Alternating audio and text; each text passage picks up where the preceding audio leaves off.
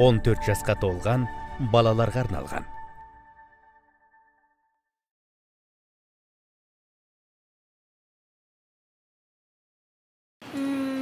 Білмеймін, сен өзің не дейсің? Түркияға жолдама. Түркия? Иә. Ұялмайсың ба? Мен осыншама сол үшін жүгірдім бе? Онда Дубай. Одан да Мальдив аралдар демесін бе? Онда жалғыз өзім барғанда не істейсің? Әңгіме қайда барғанда емес, әңгіме кіммен барғанда. Біріншіден өзіне жігіт тауып ал. Стоп. Біз бұл жерге менің емес, сенің мәселеңді шешуге келдік. Өзіне сыңар іздеп жүрген мен емес, мына сен. Жақсы. Онда тездетіп берсейші. Жай бере салам ба? Қоймадың ғой. На шоколадты түнімен іздеп. Осы сағат... Болды. Бұл оқиғаны мен жатқа білем. Айтпасаң да болады. Дегенмен, жоқтан жақсы.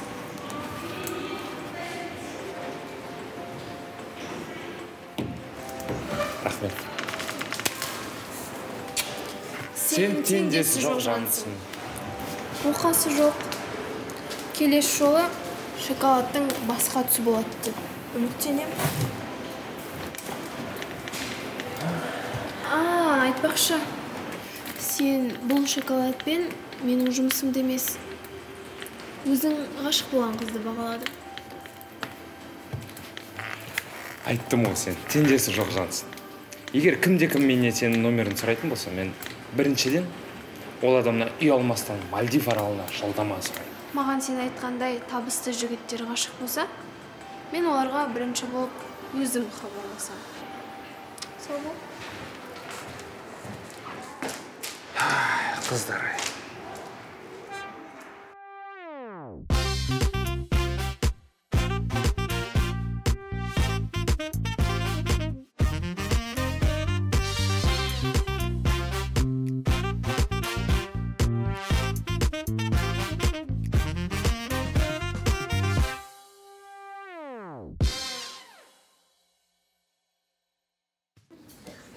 Жақсы, біздің дүкеннен бас киімнен бастап аяқ киімге дейін барлық киімдерді таба аласыз. Сіз киімді өзіңізге қарадыңыз ба? Жоқ, рахмет. Бір кездесу үшін киімді 10 сағаттан да керек пе? 10 сағат емес. Біз келгеннен бері бір әр кетсе 20 минут өткен шығар. Ал екіншіден бір кездесу ме, әлде 10 кездесу ме, оны көре жатармыз. Ол біздің тағдырымызға байланысты. Мына киім қалай? Не? Сені тағдыр Лос-Анджелестің қақ ортасындағы ресторанда Голливуд жұлдызымен кездестірейін деп жатыр ма? Оқудан шығайын деп жүрген жігітпен кездесуге бұлай киініп баруға болмайды. Жоқ, осы сен неге үнемі олай? Болмайды. Басқасын киіп көр. Мүмкін кездесуге әлі ерте емес пе?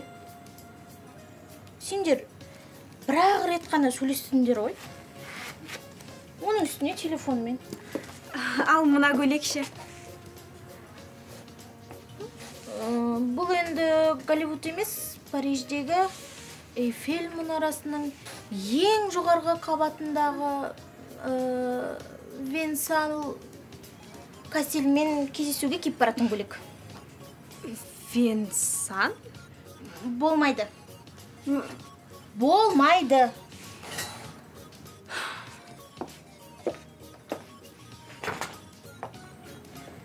Кіммен кездесесің, кіммен сөйлесесің? Әрине, менің шаруам емес, бірақ та мен саған бірдеңе айтуым керек. Мына көйлекке не дейсің? Сендер немене теңіздің ортасындағы аралда кездесесіңдер ме?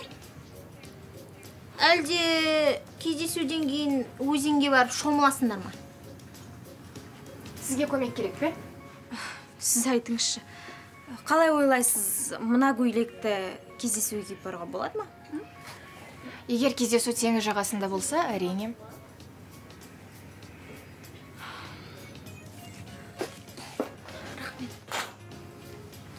Әсем, сен мені дұрыс түсінші. Мен сені жақсы көремін. Құрбы ретінде сен өзіңе лайықты, өзің сияқты ақылды жігіт тапқаныңды қалаймын. Ертеңгі күні өкінбейтіндей болғаныңды тілеймін.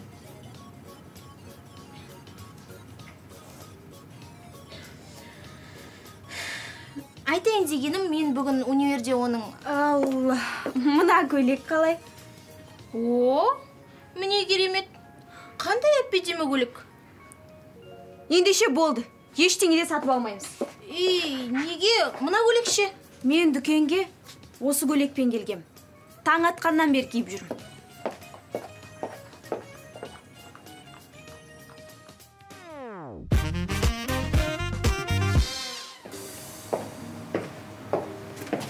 Сәлем. Сәлем.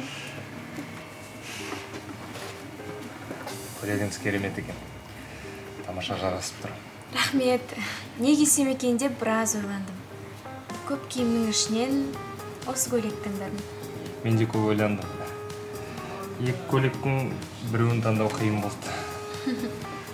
Тапсырыс берейік.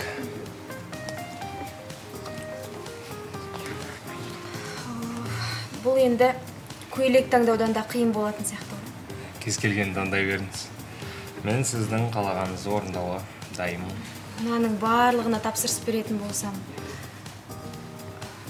ақшаңыз жетпей, қашып кетпейсіз бе? Бұның барлығына тапсырыс беріп, дым қалдырмай тауысып қойсаңыз, қашып кетем әрине.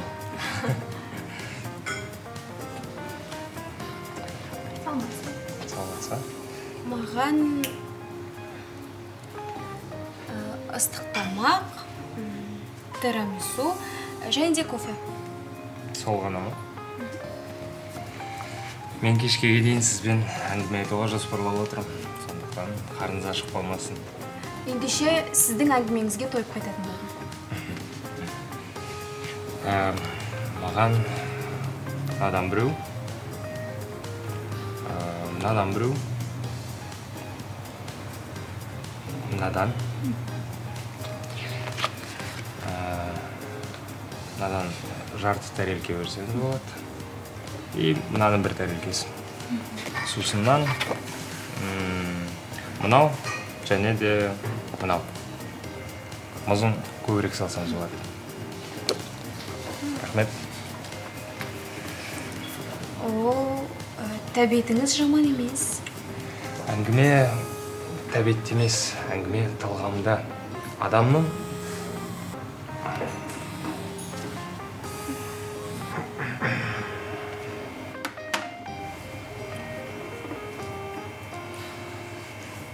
не айтып жатыр едің? Талғам. Адам талғамменен таңдаудың қателеспеу керек. Себебі кешірім сұраймын.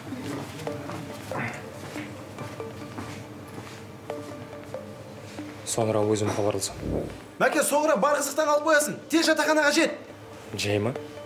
Жеңіс Рамазан тұрып жатыр. Сен келіп араша түспесең болмайды. Жеңіс Рамазан тұрып жатыр. Я, бірақ дәл қазір Рамазан Жеңіс тұрып жатыр. Міне, енді Жеңіс Рамазан тұрып жатыр. Жеңіс Рамазан не үшін тұрып жатыр? Негізі дәл қазір Рамазан Жеңіс тұрып жатыр. Жоқ, Жеңіс қайтадан Рамазан соққауда.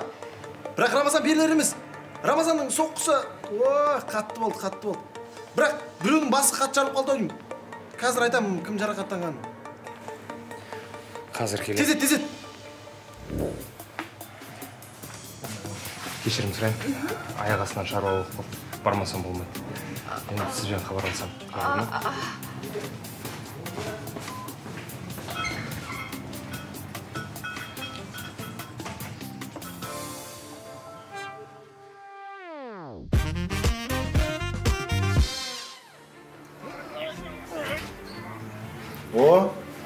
Виктор Кашше келді.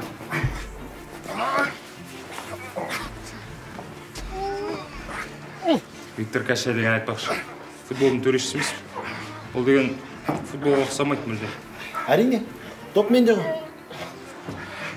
Бұл екеуіне доп берсен де екі адам ойнайтын футбол жоқ па?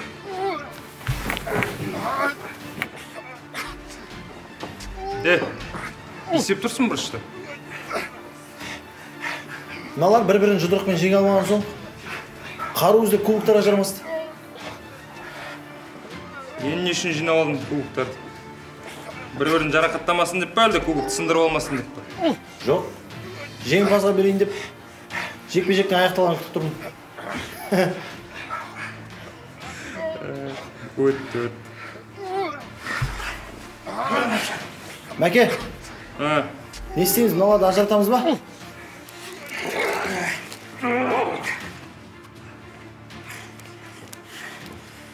Қойындар деп ол. Жық қоян ғой, сен жық қоян. Иә, сен мықтысың. 10 сағат бойы гір көтертіп, күш жинап берген үшін рахмет айт.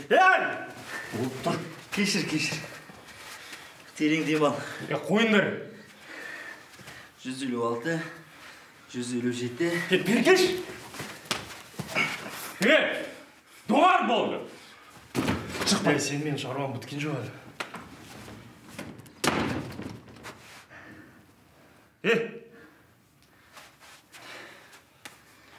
Бар бетіне мұз бас.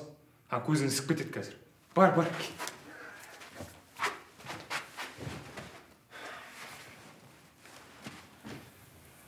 Не үшін төбелесті? Білмеймін. Каспортта бокс қарап жатыр еді. Артыма қарасам, сұмдық ММА басталып кетті. Тым жақсы кездесуде отырды. Бәрін бұчыт қылдыңдар.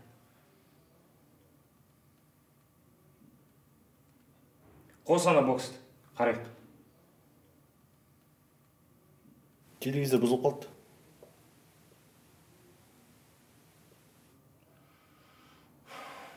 Кім бұзған?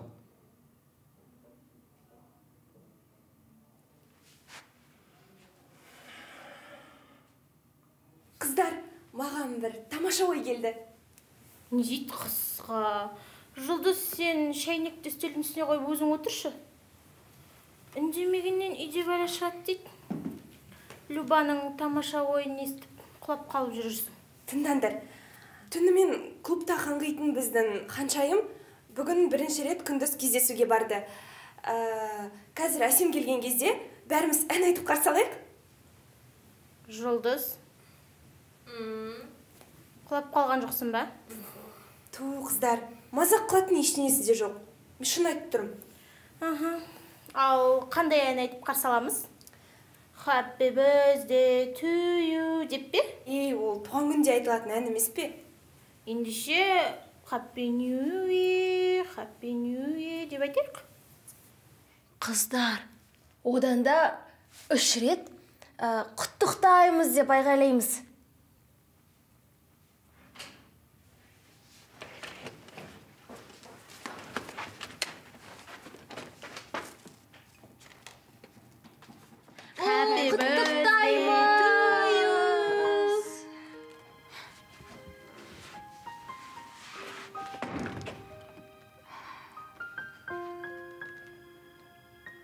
Адамға күз әсер етеді деп естушем. Бірақ бұлай болады деп ойламап.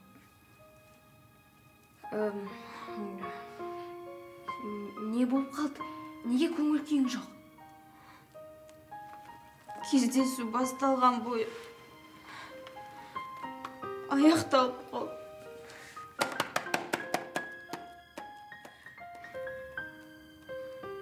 Саған не?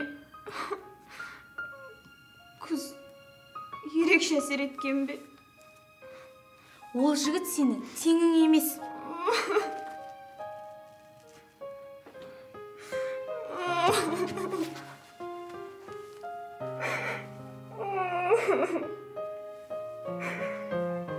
Оған бір қоңырау шалып еді. Мені тастап кетіп қалды. Менің де таң атқаннан бері айта алмай жүргенім сол ғой. Ол жігітті универде басқа қызбен көрдім. Болды. Бәрі жақсы болады. Біз оның міндетті түрде жазасын береміз. Болды ғой.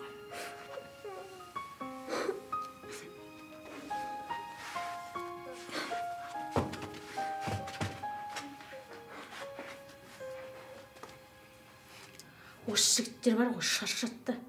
Мен оларға көрсетем. Сәлем қыздар. Қалайсыңдар? Өте жақсы. Жайшылық па? Сендерге бір өтінішім бар еді. Біздің жігіттер өзара араздасып, тіпті төбелесуге дейін барды. Татуластырмасақ болмайды. Жалғыз өзім ештеңе істей алмадым. Кешке сендер түк білмегенде біздің бөлмеге келесіңдер. Керемет, әдемі көңілді отырыста ән айтып, би-билеп жігіттерді татуластырып жүрсек. Келесіңдер ма? Барамыз. Барамыз.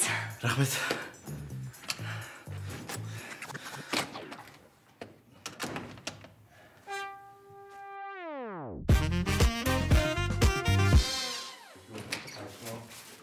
Жігіттер, қазір бөлмеге қыздар келеді. Жай ма? Бөлмеге жинауға көмекке шақырдым. Қоқырап жата береміз ба? Жинастырайық.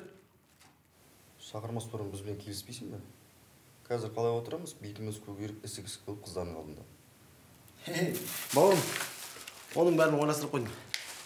Мә, саған қояның мастысы. Жеңіс, саған қасқырдың. Мазақ болып тұрсың ба? Жоқ, кемеймін мен. Жарайды, өзің біл. Макс, Ау, қанша қыз келеді? білмеймін. Әсем келе ма? Келетін шығар. Неге? Сендердің кесірінен бүгін ренжітіп алдым ол қызды. Бетіне қалай қараймын мен?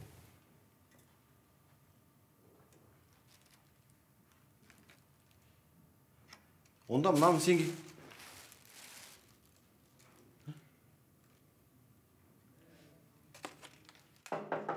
Қыздар келді. Тұр. Жиһаздарды орнына қой.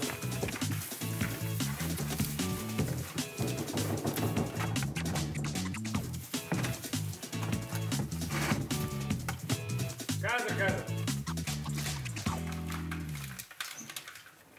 О, қыздар.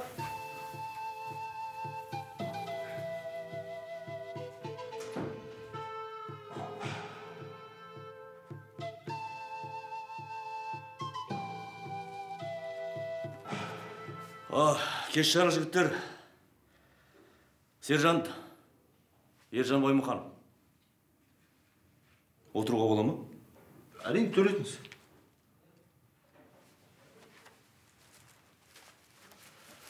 Сонымен бұл жерде не болып жатыр? Жаңа жылдық маскарад па? Жоқ еттік. Жай ойнап отырамыз. Так, сенің өзіңе не болған?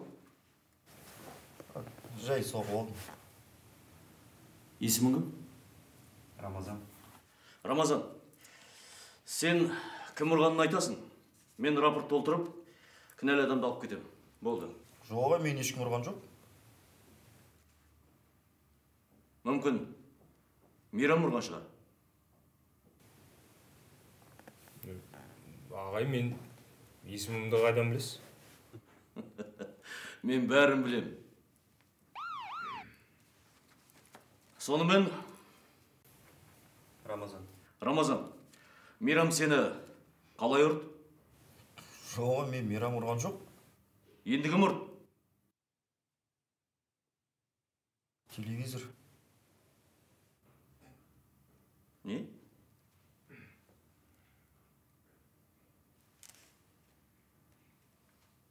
Телевизор ұрды деп жазайын ба? Жазыңыз.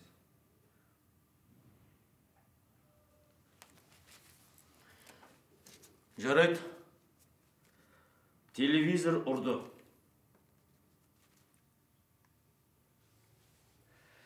Олай болса, адам денесіне жарақат келтірген үшін кінәлі деп телевизор алынды. Мен бұл телевизорды 15 тәулікке жауып тастаймын.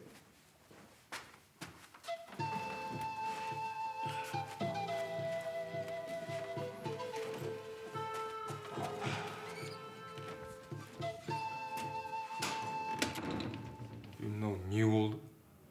Бауырым, рахмет. Мені ұстап бермеген үшін. Нағыз жігітсің. Досым емессің бе? Енді қыздар келді.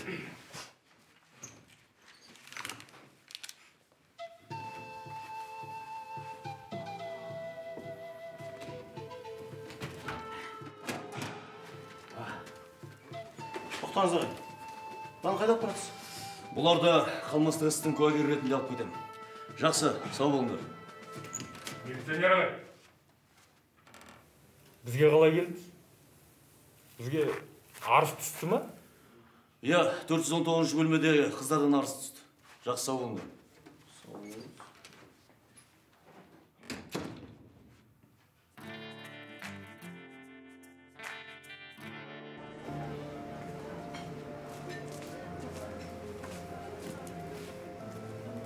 Жақсылық қылсаң, бүтін қыл дейді.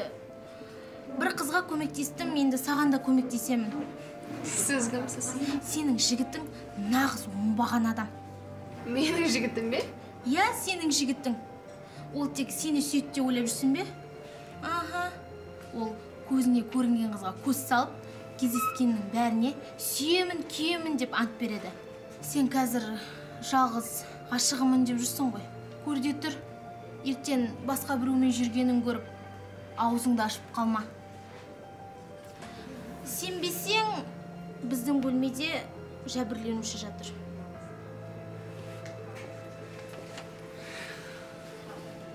Жаным.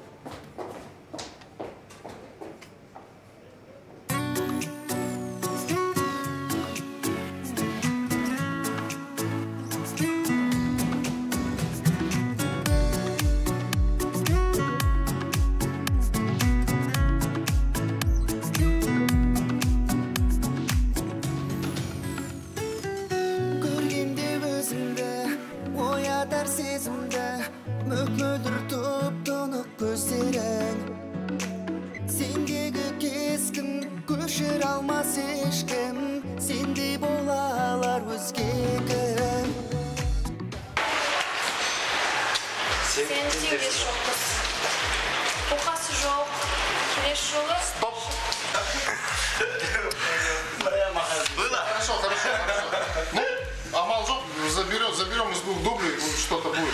Да. Кеш жарық жігіттер, сержант Марат Еламан. Ничего, Еламан. Ничего, давайте дубль еще раз сделаем. Сенбесең, біздің бөлмеде жәбірленуші. Серьезно?